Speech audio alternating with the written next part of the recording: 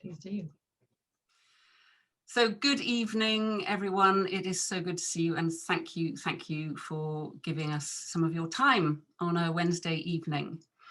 So this month we're talking about fun, and the reason that we decided that this kind of came to us in our WhatsApp group, one of us shared a picture from Glennon Doyle on her Instagram. No, it wasn't. It was on a podcast that she said that following a picture of her having fun on a boat, she had the largest number of unfollows that day.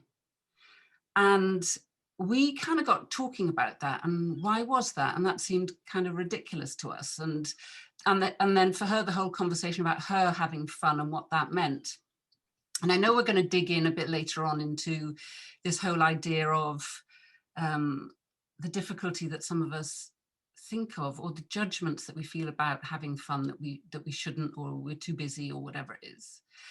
But I was, as part of the introduction, I was just kind of doing a little bit of Googling around on the internet, and remember this really lovely quote from George Bernard Shaw, who said, "We don't stop playing because we get old. We get old because we stop playing." And that just doesn't apply to somebody of my vintage, but to all of us, I think, that actually fun is something that is so important in our lives, but we've kind of forgotten how, maybe. And absolutely, we are coming through, 18 months of a really, really, well, unprecedented, that word that we heard so often at the beginning of the pandemic. But we have been living through unprecedented times. And I think that fun is probably something that we've either put on the back burner or felt a bit of guilt about because so many other people are suffering. And I looked up what fun meant. What was the definition of fun? And it says simply enjoyment, amusement, or light-hearted pleasure. And for me, I'd add into that joy as well, because for me, fun is joy and joy is fun. Children and dogs do it all the time. They small children, certainly. One of the ladies on the call has a grandson who has a lot of fun, and he's not quite 2 yet. Bee's puppy has fun all the time. Even biting is fun. And we've just forgotten. So we're going to dig in, have a conversation. This is literally hot off the press for all of us. So we would love you to, we've got everything muted at the moment, but we would love you to think about what fun means to you, why you think or if you're having fun, then let us know, and what it is that you're doing. And if you're not having fun, why is that? What's going on? So we're just going to ramble and talk and go off at tangents, as we always do, and have a conversation between us. So over to you, ladies. When I was listening to the Glennon Doyle podcast, it was like I've never really thought about, or I haven't thought about the topic of fun recently at all. And when she was having this conversation, asking kind of what do you do for fun, and she was kind of saying, oh, like the tidying up and keeping things clean and orderly and things like that. And then Abby, her wife, was just saying, that is not fun. that does not count. And I kind of just reflected and sort of realized, like, oh God, what am I doing for fun? And so I went and bought a pair of roller skates. And I can't say I'm particularly good, but actually just getting a lot of joy out of being lighthearted and kind of childish. Yeah. And there's something about losing yourself that I feel is maybe one of the key characteristics of what qualifies as fun.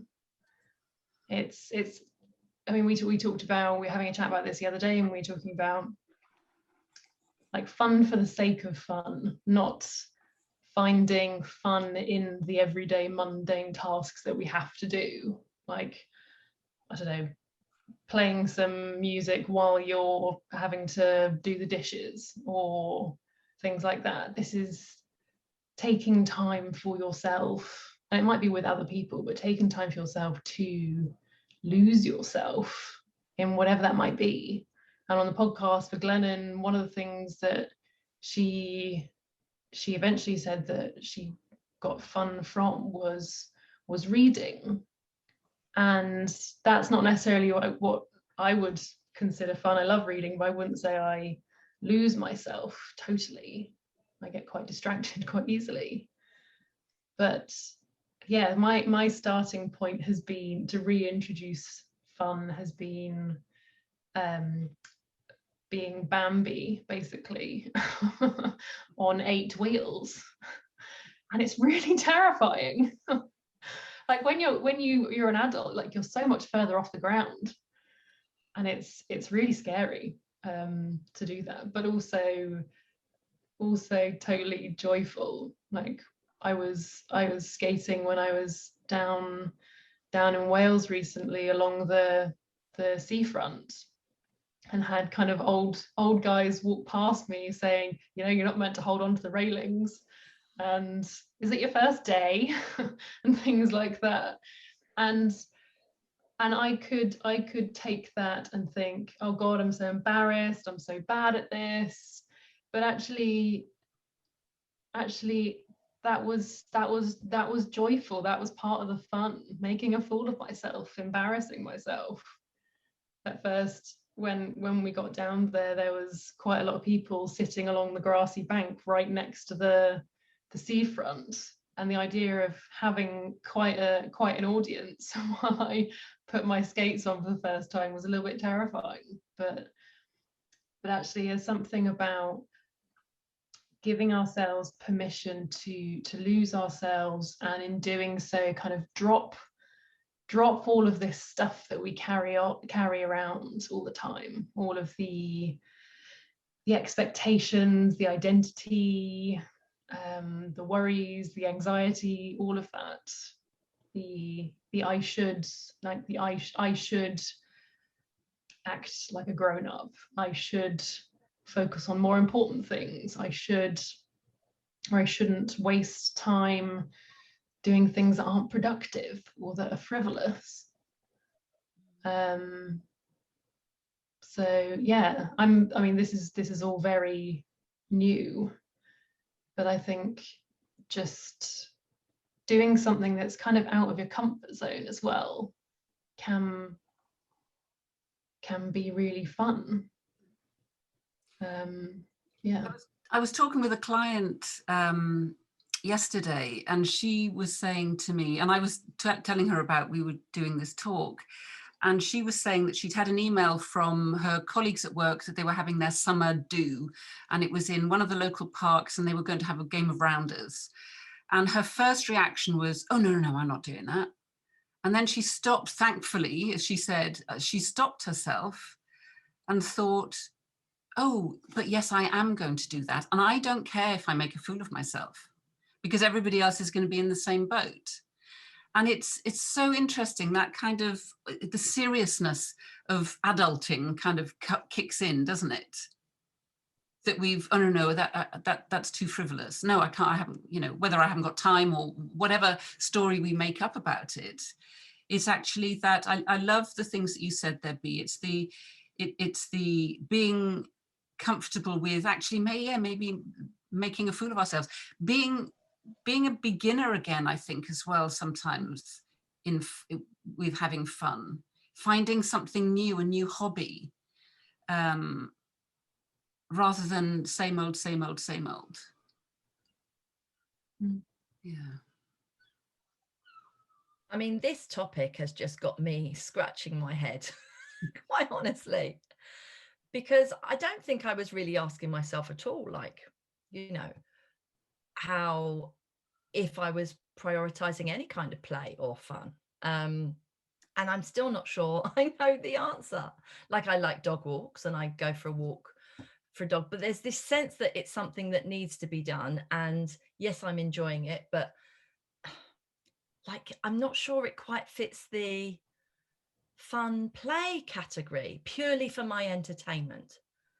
And if I'm absolutely truthful, I've put that way down the priority list, to the point that it might exist occasionally, but it's, you know, it's not happening enough. I think there's definitely room to be much more playful in my life. I think what I notice for me is that just with putting work higher on the agenda, which seems to happen, then the time that gets left, I need a rest and renew. And so that might end up in just chilling out in front of the telly more than actually doing something. Like, I used to love singing. When I was younger, I'd be part of theatre productions, you know, and I remember the kind of the curtain coming up and being so excited. But if I'm honest, if I think, well, if I did something like that now, something else would have to give. So it's that, you know, and there's a judgment around the use of my time. I think I've been really conditioned to be productive with my time. So the sense of just there being no purpose except for my enjoyment, which of course is really purposeful. Like, why wouldn't we put that first? That's absolutely, you know, it's like and even in that sort of sentence, work hard, play hard, why does play hard come after? And why isn't it synonymous? Like there's the sense that it's not happening synonymously, but I think there's an opportunity to just be more playful throughout everything, not having time set aside for play. And of course, I think that's true as well. But I think there's also a question about, are we, you know, can we approach all of life more playfully? Mm-hmm. Who says it needs to be serious? And there was a statistic that I found, I've heard this one before, and whether it's true and how they do the studies, I'm not sure. But children laugh approximately 400 times a day. Adults laugh 15 times a day, or at least they did in this study.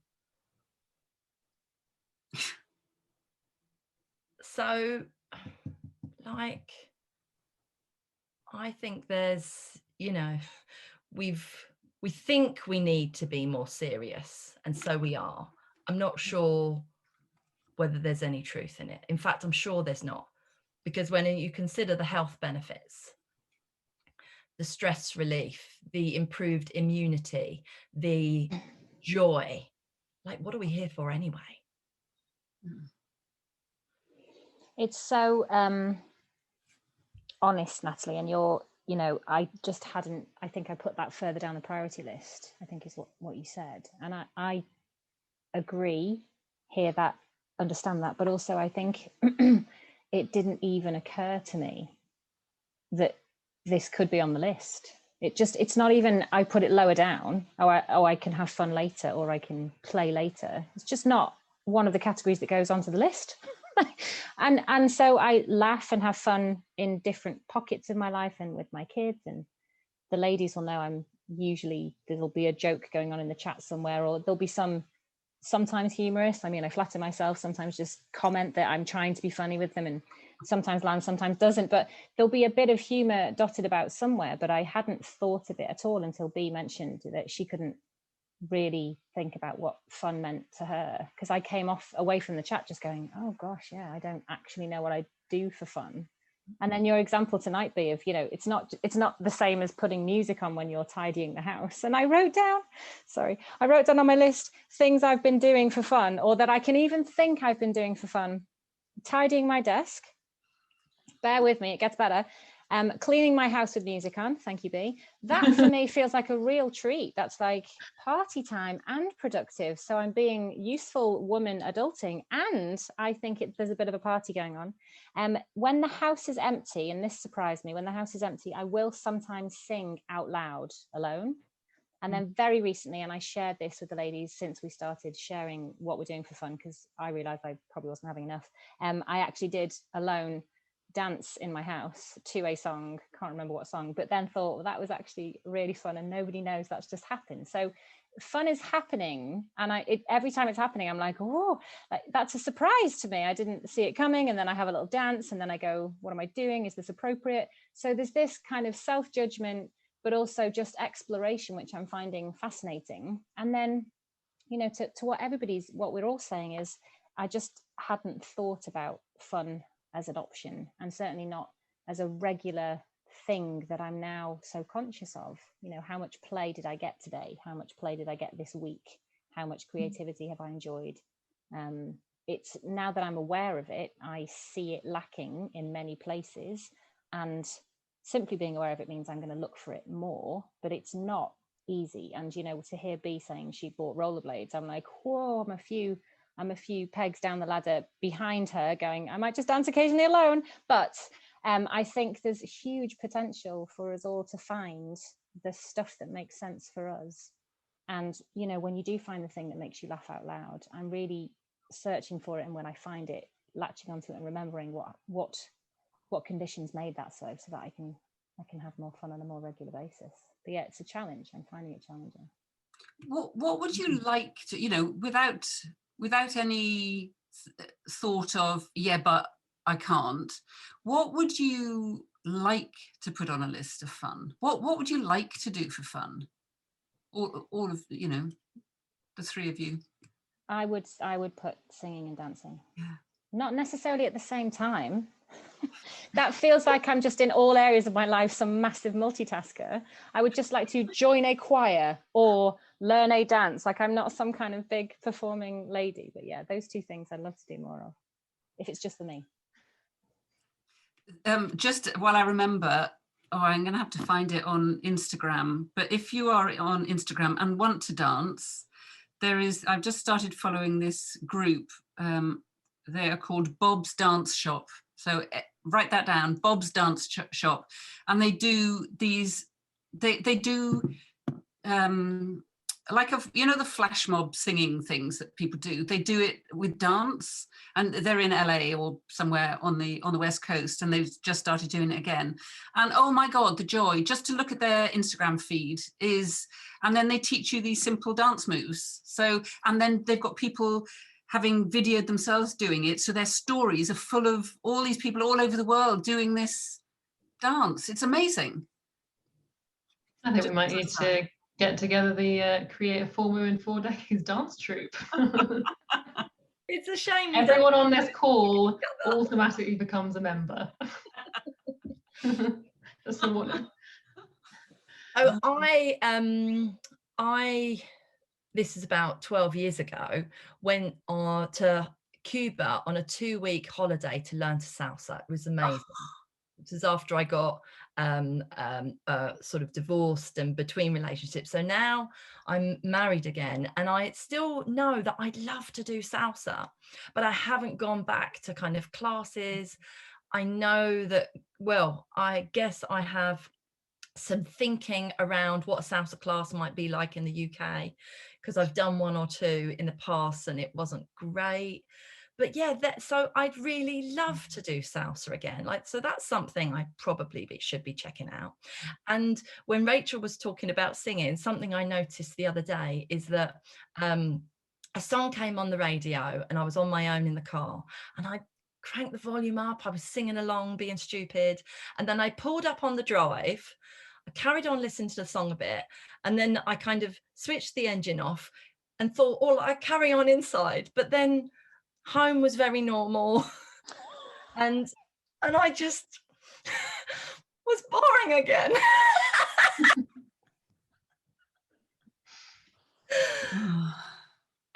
What's that about? It was a self-consciousness. Yes, that's what it is. Or putting our like stepping into our different roles. Mm. It's like when we're alone, we feel like we can be someone else, or be our access a different part of us, or let ourselves do what we want to do without judgment. But then as soon as we're around anyone else, it's like we have to, I don't know, we have to filter or kind of water down what we're doing, so we're not judged, or maybe so we feel like we're getting someone else's approval, or maybe because we want to make sure what we're doing is good. Like, I can't sing well at all. I'm pretty sure I'm slightly tone deaf. Dancing, not any better. But and when I dance around the kitchen, the dog loves it. But my boyfriend finds it kind of weird, and which actually kind of makes me do it even more. But then I think it's like when anyone maybe outside of our immediate bubble gets involved or is in view, then it's like, oh, but I can't be myself.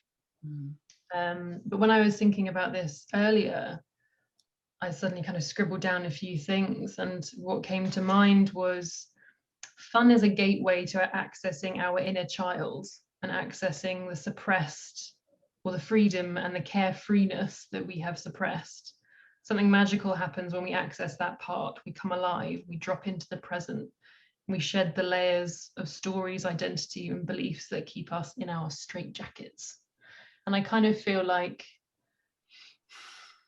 that's what happens. It's like we put those jackets back on, those roles back on, when we feel like we need to perform a particular role. But I just wonder what life would be like if we just didn't put them back on.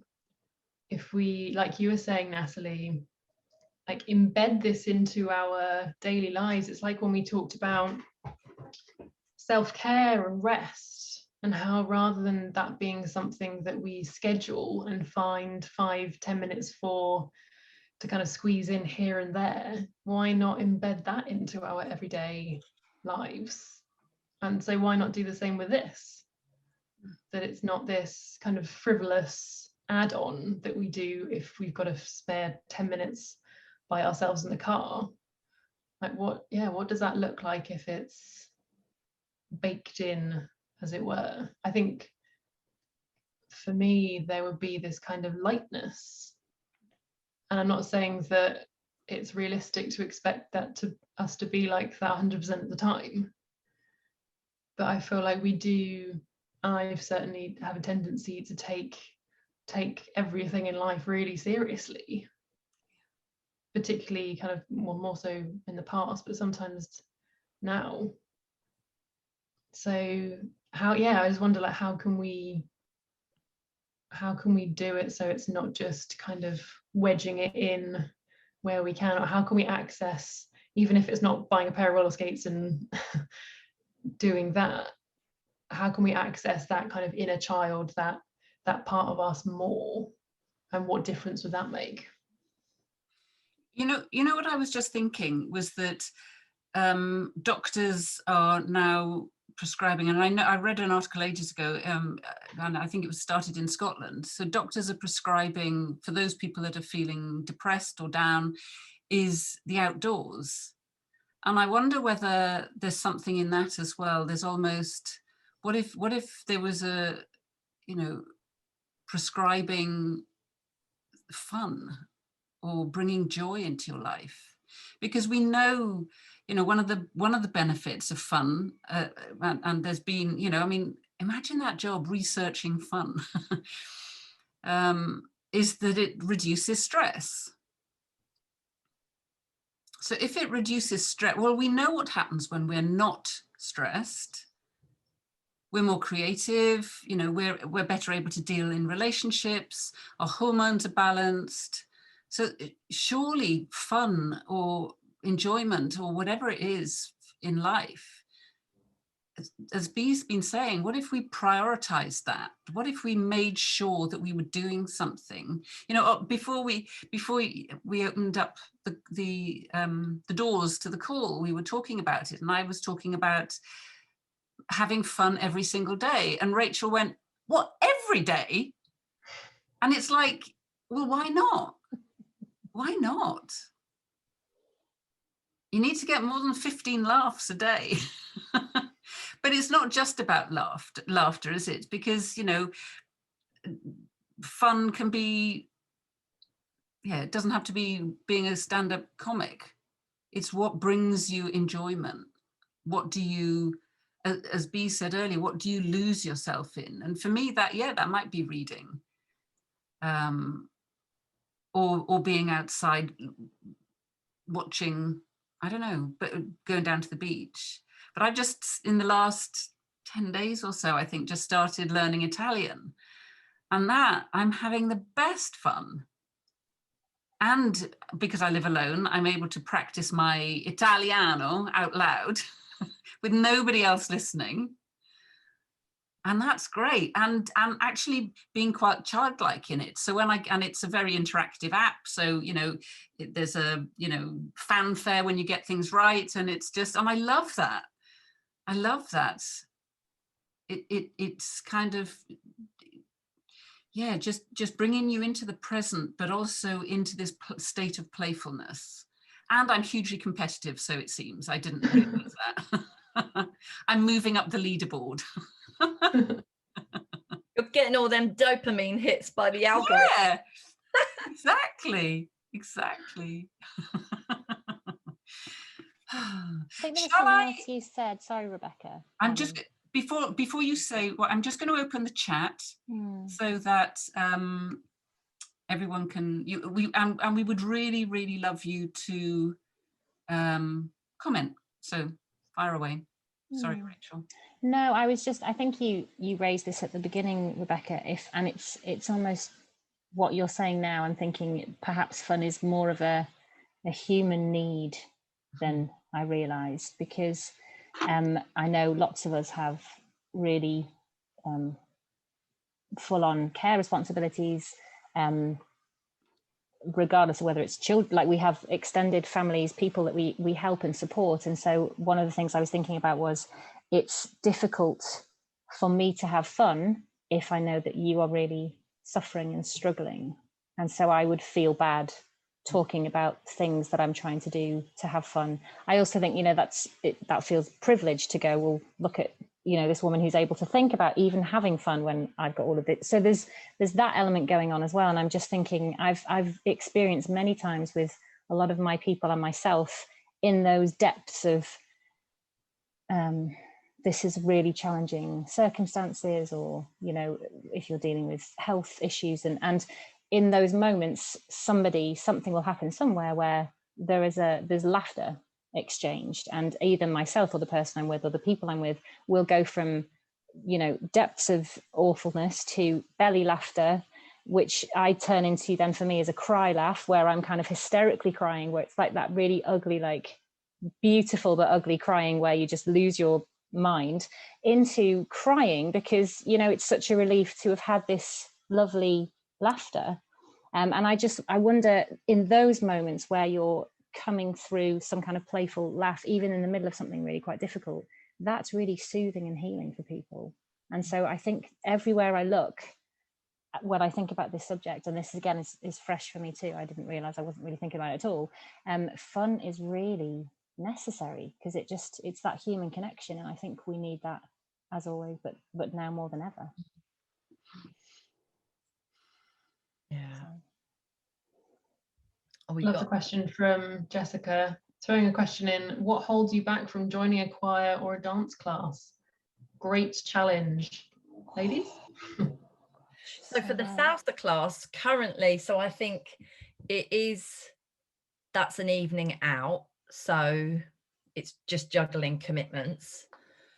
There's also something about sweaty, potentially sleazy men that could, if it was house. Yeah, I have had previous experiences of sweaty encounters. Sounded bad, didn't it? And the choir, no, I've seriously considered the choir, and I just think maybe I've talked myself out of it. Yeah. But good challenge. Good challenge, Jessica. And from my perspective, similar with the Natalie on the choir, I think I've taught myself out of it. I asked some questions in my local area and a couple of people just went, ooh, bit cliquey, don't try it. So I will go back and revisit because that's not my finding. The dance class I looked into, and I'll share it here in this intimate, widely publicized recording, I looked into street dance because it just makes me excited and I like the idea of it and I think it's ridiculous. And so my daughter is in a dance troupe and I don't even know whether she'd be horrified. See, that's the initial reaction. Of course she wouldn't be horrified. But I was about to send a message when this advert came out for adult street dance, just saying, you know, dear teacher, I've just turned 40. So can you just give me the heads up, and is this appropriate or is it just full of 16-year-olds and you're classing it as adult? Like, I just don't know. And I just never sent the message. So when I next see the next one, Jessica, I'll send the message and ask if I'll be alone. But I think I might do it anyway, because I just secretly want to join diversity. No, in all seriousness, I would just like to try some different dancing. And I just think it's entertaining and funny. It's so easy how we shut ourselves down, don't we? I know. And saying, and obviously they're kind of legitimate reasons, saying kind of we have other commitments, other responsibilities, but what if we made this a priority? Again, I think that's treating it as this kind of frivolous add-on thing. It's like, if we made it important, then we can create and carve out some time for it, and then that just kind of be the new normal, as it were. Yeah. Kristin's point here, it's interesting to think about the difference between doing something you enjoy and something that is fun. Kristin, what do you see as the difference? What are things that you enjoy but don't see as fun? And in a way, it kind of links in with what Jacqueline's written here. Fun is interesting. Maybe it's like joy comes along spontaneously in small moments. I love reading and gardening, but don't always think of that as fun. I'm content when I do those things. I think tap dancing would be fun. Jack, I'm holding you to that. Oh, love it. Yeah. In fact, tap dancing is something, so my niece is a dancer and in fact, she hasn't posted any tap dances for ages, but I just love it when she does. And I would love, yeah, there is something, it's funny, isn't it? There's something about dance that we're talking about. I think it's because you lose the self-judgment. Sorry, babe. There you go. You have to lose yourself in it. You have to, right? That's the whole, and that's the inevitable result. If you're fully doing it and concentrating on the steps, that's what you're focusing on. You're not thinking of what will he, she, or they think about me.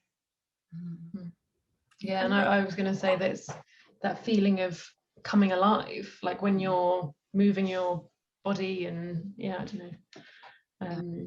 Kristin said, fun for me is silly, unself-conscious, carefree, present, joyful. I enjoy a lot of things that aren't that. Yeah. That's lovely. Yeah. And it's so interesting because I was thinking of other things that I would consider that would kind of count as fun, and I really enjoy like crafting, and like I learned to crochet during lockdown, and I really enjoyed drawing, but the underlying perfectionist tendencies that I have mean that I think I'm too focused on what the outcome is going to be. So actually, even though I enjoy it, I can't lose myself in it. I feel like I can't lose myself in it because that fun or enjoyment is based on the outcome, or is conditional on the outcome. Whereas I think what I would consider fun, skating, for example, I mean, obviously I would love to be able to, I don't know, do some cool tricks and things like that, but it's like the process that is joyful and makes me grin. I have proof of the grin. Yes. Well, I posted on the Yes, our you did Facebook on group. Facebook, yeah. What's Emma said. Emma, yeah. I agree that fun is a necessity of life and living, but prescribing this, does this mean we can access it only when we need it? Should we need fun or be allowed to have fun whenever, in whatever? Should we have to earn it through hitting rock bottom or position of desperation? Absolutely not, in my opinion. I think it's almost like maybe sometimes because we forget that we can have it and access it all the time and that we deserve it. That when we forget that, it's almost like we have to hit rock bottom or have someone prescribe it to remind us, if that makes sense. Yeah, why should that be the catalyst for change? Like but we see that time and time again. I also love what Emma says here. Look, we talk about the feelings, decisions as warm and cold. Does fun sound warm or cold? Definitely warm. If warm, we must follow this desire. We're neglecting ourselves and others of the joy we can have and share by not engaging in these acts. I love that. Yeah, that is so good. Like, why are we being modest with our fun? And what strikes me is, I think, you know, living in like our industrialized society, there's such value on productivity and output. And I really feel that, you know, I've been party to that conditioning, because I kind of judge on how productive I'm being, and this glorification of busyness that you can't help but absorb because we're surrounded by it. And then the sense that I'm doing all the productive stuff first, which is why I'm craving rest at the end of day and not setting aside time for, you know, other stuff. I wonder what would happen if we did it the other way around, and instead of leaving the fun until we are exhausted and then thinking, oh, I'm not sure I can be bothered, or it's not worth it. What if we started our day with something fun? Like, what ripple effect would that then have on how the rest of our day pans out? What our energy levels are like, how we impact others, what kind of vibes we give off? Because I think there's such a ripple effect. It's like the opposite of eat that frog strategy. What is that? Eat the frog is like when you choose the ugliest, biggest big thing to do first thing in the day, so you get it out your way, which also helps as well, and I've done that. But but yeah, like I've been told many a times that doing something like yoga or meditation first thing in the morning would be really good, but I have never done that. But and I think it's like a similar thing, that it's maybe meant to clear your mind or kind of set you up for the day. But like, imagine starting every day with joy and fun and play, even if it's dancing around a kitchen to one song. So interesting, because yesterday my daughter had a play date and we put some music on in the kitchen. I don't even know what we were doing, but music came on and I started really dancing, and my daughter's friend looked at my daughter and kind of tapped her and just was like, look at your mum. And I just realized in that moment, I was like, yeah, oh gosh, yeah, that could be embarrassing for my daughter. I didn't really stop, but then I thought, my children are not seeing enough examples of silliness around them, and I'm not advocating that we all go and do that, but then I thought, how many examples am I seeing in my life of grown-ups having fun near me? Including myself, including everybody on this call, including everybody I work with, for near, you know, everybody I know. I don't have a lot of conversations that involve people telling me, or me sharing what I've done today that was fun, what I did last week that was fun, what I really had a big laugh about. I mean, in the last month, I have been away for the weekend with two really good friends, and we danced and sang.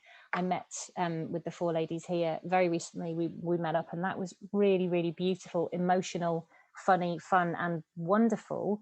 But pure fun all by itself, I don't have a lot of examples of other people doing that around me. So I'm thinking about what you're saying here, Bea, which is what is the ripple effect of that? If we start to do it a bit more and then start to share it, it encourages other people, doesn't it? Because I just don't see anybody else doing it, because it's either inappropriate or, you know, unproductive, or doesn't have an output, or I don't have time for it.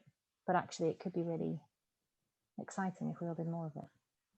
But it's like, it's impossible not to smile when you see someone else just having the time of their life. Yeah.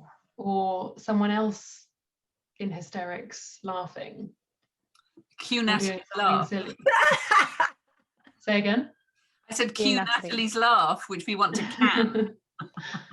It's the most But infectious laugh. it's so true, isn't it? So it's like the whole thing that we talk about, like when we give ourselves permission, we give other people permission to do the same. Think of when you are in a traffic jam, and I you know of this from experience. You know, it's first thing in the morning and you're in traffic, and there's somebody that is having a disco in their car because they've got the music on really loud, and they're there and they're singing and they're doing whatever. You can't help but all the cars around feel touched by that, and then you smile as well yourself, and then you're desperately looking, what radio station have they got on that I can tune into as well? So it's contagious, isn't it?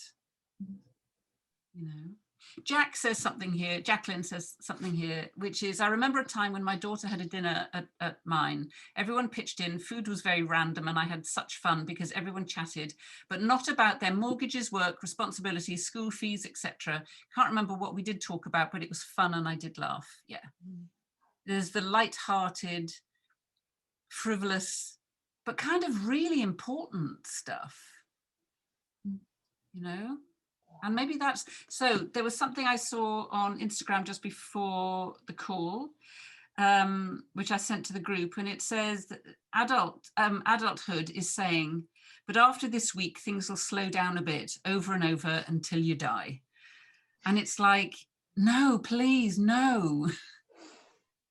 You know, this isn't, as you know, as we're saying, what if we prioritized, and maybe, you know, I mean, I know we've all got responsibilities, but what if we actually made it a conscious decision to do something that brings us enjoyment, or it, you know, it might not have to be the word fun, but brings us pleasure, that actually we move that way up the list, even to the top. Yeah. Kristen said, the only thing I can think of that I regularly do that counts as a definition of fun above is playing with my silliest dog, especially singing the Happy Dog TikTok song. Yeah, that gets me every time. I don't know that song. I'll have to find it. I'll send it to you. I won't sing it now. Anybody going to sing it? Kristen? We have homework. Happy dog song. Yeah. But the other thing that's been helpful for me in this conversation is asking the other three on this call, the other three ladies, to share what they're doing that's fun. Because I think we were noticing anyway, we're so out of practice with moving that up the list, or knowing that it could be on the list, that we kind of are forgetting what constitutes as fun. And recently I had a night away, it's like a spa night away, and we were talking about this is when the conversation just kind of hit us a few weeks ago, and the lady asked me, you know, was that fun? And I was like, no, that was absolutely necessary. Yeah. Like, my response was not, oh yes, I mean, I did laugh, it was a very beautiful night away, but for me that was go away, rest, lie down. Ideally it would have been, you know, in a dark room for 24 hours, like just alone, quiet, but it wasn't fun, it was necessary. And so this has sparked this conversation about how is it that the reason we're not doing some of these things is because by the time we've been productive and we've adulted for the day, we're so exhausted by the time you could go out to your evening engagement thing that we just cancel it, or think, you know, I won't do that because that's not a priority at the moment, or I need to prioritize rest. And I think that's, as we're saying, that's got to change somehow. Even if it's not the big evening commitment, it could just be in the day, what can I do that's going to make me giggle? Or just that, you know, will lighten some of these days. And Kristen said that she would like to sing the Happy Dog song. Awesome. Please. Awesome. You need to unmute her. I need to unmute you. Right there. Okay, you are ready to go. So it's very important if you can't sing well to sing loudly. Yes, right. And the way the dog song goes is, it's a happy, happy dog. He's just a happy, happy, happy dog. A woulda, Buddha, Buddha, happy, happy guy. He's a happy, happy, happy guy. Oh, thank you. Thank you. Thank you. That was absolutely perfect. Now I have it in my head. Oh, Yes, that will now stick with us for at least the next 2 weeks. that is excellent. It's so good. Thank you, Kristen. Thank you, Kristen. Thank you. Thank you. I think that has all brought us a lot of joy. It has. It has. Amazing. Oh my goodness. What else? Oh my Emma God. says a recipe for life: 8 hours of play, 8 hours of rest, and 8 hours of work, or less. Yes. Who said we have to work for 8 hours? Goodness. Yeah. Can we change what adulthood is? Where has this image story come from? Does it keep us in a Yeah. safe box? Yeah. Yeah. Yeah. When do we go from, I mean, I don't feel like an adult most of the time. But not necessarily because I'm being childish. I think maybe there's something about denial of responsibilities or something like that. But yeah, why do we suddenly put ourselves in this category that has like so many different rules attached to them? Yeah, these Yeah. rules of Have you- behaviour. Have you seen Expectations. Jacqueline? Absolutely, being Rachel. Apparently, men do what they want first and what they have to do after that. So if we flip it, which is just, I hadn't really thought of that either. I'm just kind of getting up and going, what do I have to do today? It's not, what do I want to do today? And then I will get to that. Oh, wow. Thank you. Yeah, that's very helpful, Jacqueline. Nice reframe. Yeah. And Yeah. I love this. Jessica saying, I am happily not a fun person on a regular basis, but I am happy. It Mm, makes me happy. Things like painting the house, but that's not fun. mm. But if Yeah. it, again, it's like maybe we don't need to be quite so prescriptive with what we mean by fun, and it brings joy. But I love, Kristen, you've said that you're going to get Alexa to play a fun song in the morning. That would be so cool. That is such a good idea. Set it as your alarm. Yeah, oh God. Why not? Set the Happy Dog song as your alarm. I think you might want to like lob it across the room. Yeah. Yeah, And this- maybe it's a, go on, Jack Natalie, said sorry.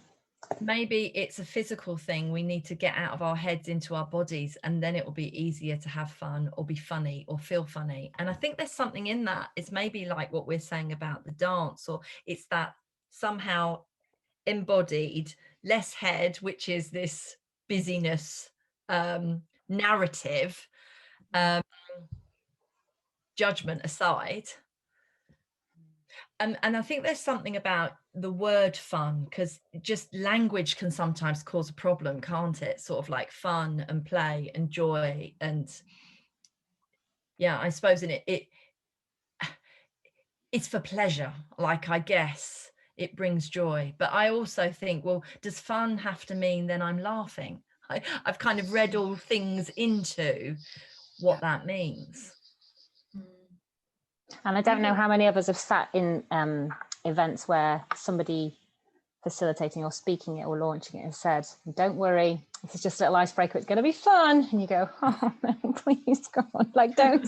So it's I think some of us have had experiences where it really wasn't fun, and I would have chosen to do anything else at that moment other than give you 2 truths and 1 lie about whatever it is that happened on that day. So I agree, Natalie. I think we need different words, and that the idea of fun for me is evolving. So what I find fun this year will be very different next year, and I like that the idea of fun maybe grows with all of us as well. And it's interesting, just thinking here that, so Jacqueline on the call is my best friend, and we pre-COVID would put in our diary, we would meet up once a month. We live sort of 3.5 hours away from each other. And we had in the diary, you know, one month I'd be with her, 1 month she'd be with me, and we always have such a lot of fun just being together and being silly and going off and doing nice things, etc. And I know that this past year and a half, when we've not been able to meet up, well, you know, we had a clandestine meeting in a car park in Bath when we probably shouldn't have, but, you know, needs must. But it's been interesting because we've kept in touch on the phone, but it's not been the same. And we're kind of desperate to, you know, we have met up once and are meeting up again next month, but it feels so necessary for me, certainly, that actually being together, being with friends, it's like we're meeting up, we're having a kind of mini retreat, aren't we, down here in a few weekends time. And I know we're going to laugh. We're going to have such fun just being together again. And I wonder whether the impact of isolation, COVID, whatever, I mean, it's had an impact on so many of us in so many different ways, but whether now we can just shift things around on our to-do list, but actually the want list. What do I want? And to bring some joy. It feels really important. There's a friend of mine, a lovely lady called Joanna Mosley, who I had an interview conversation with her, which is on our YouTube channel. And she's a paddleboarder, similar, a bit younger than me. But that's something that she started doing for fun. She lives up in Yorkshire, but she's now created a newsletter that she sends out once a month called Postcards of Joy. And it's absolutely beautiful because it's so well curated that she's watched a little film and she'll post that on it, or somebody that she's come across on social media who's doing something beautiful and she'll put that in the newsletter. And there is this light-hearted, joyful, there's something truly joyful about this newsletter. And I think, you know, there are so many, we can get creative, can't we, in thinking about, well, what is fun? What is joy? What is pleasure? What brings a smile to my face or makes me chuckle, or just makes, you know, as Emma said, what makes you feel warm, you know? Thank you, Kristen. They're good, aren't they? My earrings are fun, she says. Earrings are fun. Yeah. I'm thinking I would love to switch some of the time I use, because I do, you know, there's time that gets wasted where I'm picking up my phone and checking social media, and that's become like a filler. And I guess, you know, it's proven to be addicted and a distraction because we're like checking, aren't we? Don't get me wrong, I don't think it's like a problematic issue, but I'm sure it would be interesting to see how much time that adds up to a day. And I reckon there'd be at least half an hour up for grabs of something much more nourishing and fun to do.